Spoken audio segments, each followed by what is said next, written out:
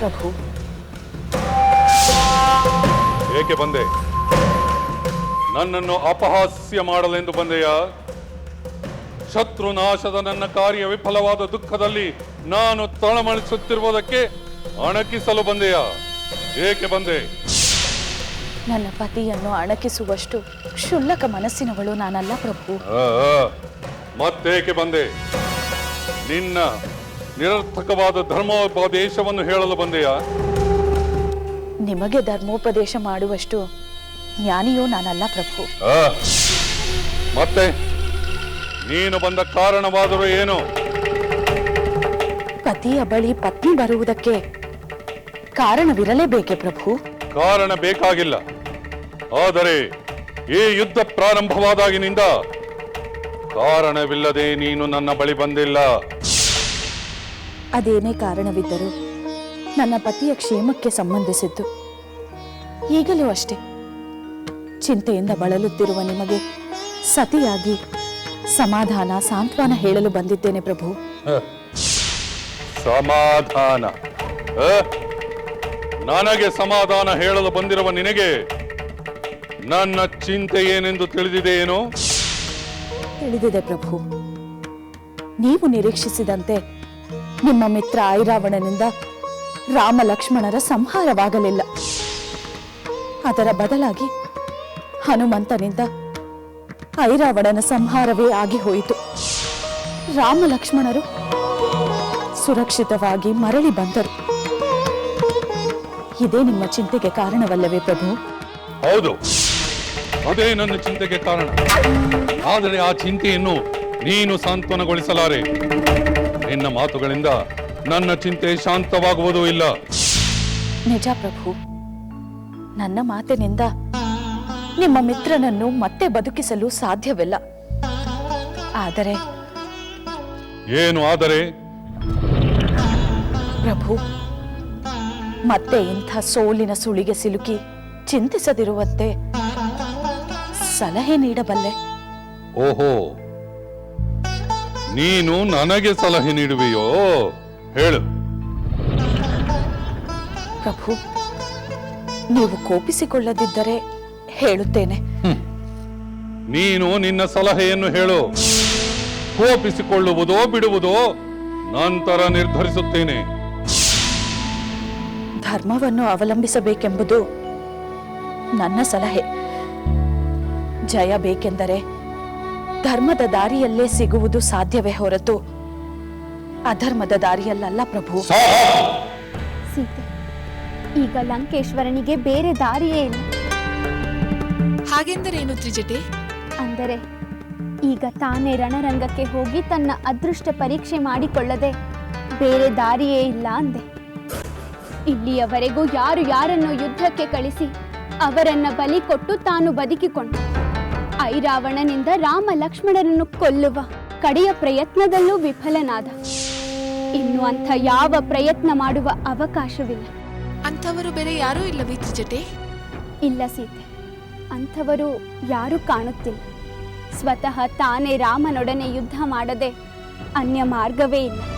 ಹೌದು, ಅವನಿಗೆ ತನ್ನ ಪರವಾಗಿ ಬಲಿದಾನ ಮಾಡುವ ಆಪ್ತರು ಯಾರೂ ಇಲ್ಲ.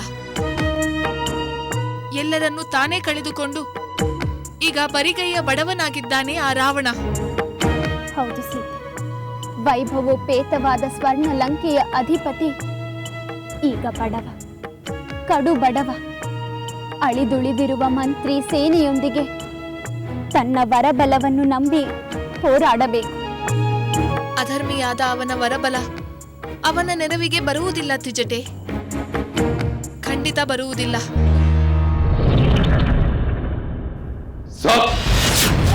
ಸ್ವಲ್ಪ ಅವಕಾಶ ಕೊಟ್ಟೆ ಉಪದೇಶವನ್ನೇ ಪ್ರಾರಂಭಿಸಿಬಿಟ್ಟೆಯಲ್ಲ. ಇದೆಲ್ಲ ನನ್ನ ಸೋಲನ್ನು ಅಣಕಿಸುವ ಪ್ರಯತ್ನವಲ್ಲದೆ ಇನ್ನೇನು? ಧರ್ಮದ ಹೆಸರಿನಲ್ಲಿ ಶತ್ರುಗಳನ್ನು ಕೀರ್ತಿಸುತ್ತಾ ಪತಿಯನ್ನೇ ಕಡೆಗಾಣಿಸುವ ನೀನೆಂಥ ಪತಿವ್ರತೆ? ಇಲ್ಲ ಪ್ರಭು, ನೀವು ತಪ್ಪು ತಿಳಿದಿದ್ದೀರಿ. ತಪ್ಪು ಸರಿಗಳನ್ನು ನಾನು ನಿನ್ನಿಂದ ತಿಳಿಯಬೇಕಾಗಿಲ್ಲ. ರಾಮ ಲಕ್ಷ್ಮಣರನ್ನು ಕೊಲ್ಲಲು ನಾನು ಅನುಸರಿಸಿದ ಮಾರ್ಗ ಅಪರಾಧವೇ ಆಗಿದ್ದರೆ ಈಗ ನಾನು ಏನು ಮಾಡುತ್ತೇನೆಂದು ಕೇಳು. ನಾನು ಯಾವ ಅಧರ್ಮವನ್ನು ಆಶ್ರಯಿಸದೆ ಕೇವಲ ನನ್ನ ಬಲಪರಾಕ್ರಮಗಳಿಂದ ಹೋರಾಡಿ ಆ ರಾಮ ಲಕ್ಷ್ಮಣರನ್ನು ಸಂಹಾರ ಮಾಡುತ್ತೇನೆ. ನೋಡುತ್ತಿರೋ. ಪ್ರಭು,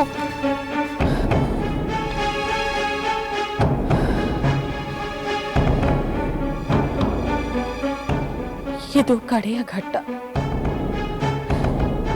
ನೀವು ಆ ರಾಮನೊಂದಿಗೆ ಹೋರಾಡುವುದನ್ನು ತಪ್ಪಿಸಲು ಇಲ್ಲಿಯವರೆಗೆ ನಾನು ಮಾಡಿದ ಪ್ರಯತ್ನಗಳೆಲ್ಲ ವಿಫಲವಾದವು. ಇನ್ನು ರಾಮ ರಾವಣರ ಯುದ್ಧವನ್ನು ತಪ್ಪಿಸಲು ಯಾರಿಂದಲೂ ಸಾಧ್ಯವಿಲ್ಲವೆಂಬಷ್ಟು ಖಚಿತವಾದಂತಾಯಿತು.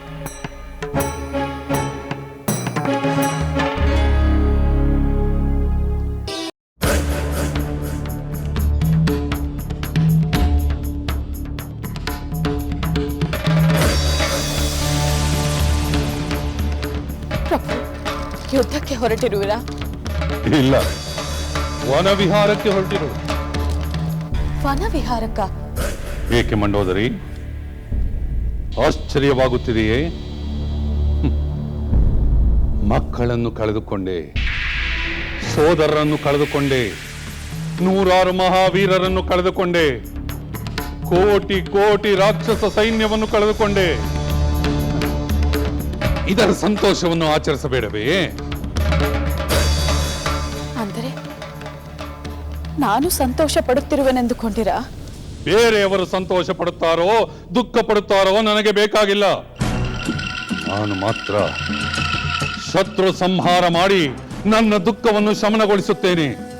ಲಂಕೆಯ ಸ್ತ್ರೀಯರ ಕಣ್ಣೀರನ್ನು ಒರೆಸುತ್ತೇನೆ. ಬೇಡಿ ಪ್ರಭು, ನನಗೆ ತುಂಬಾ ಭಯವಾಗುತ್ತಿದೆ.